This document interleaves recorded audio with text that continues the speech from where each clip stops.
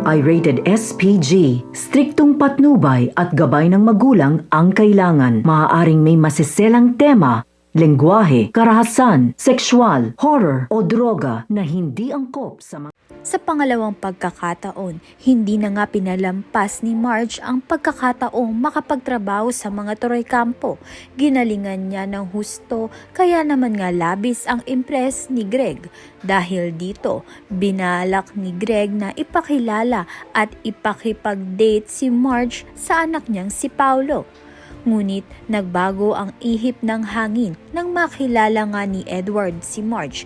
Agad nahulog ang loob ni Edward kay Marge na naging sanhi ng matinding tensyon at away sa pagitan nilang dalawang magkapatid.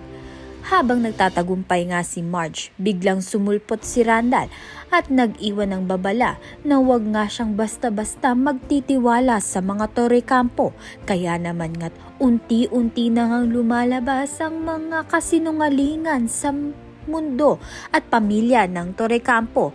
At si Marge nga ang makakaalam ng lahat. Kaya naman nga't yan at iba pa ang dapat nating pakaabangan. Maraming salamat sa iyong panonood.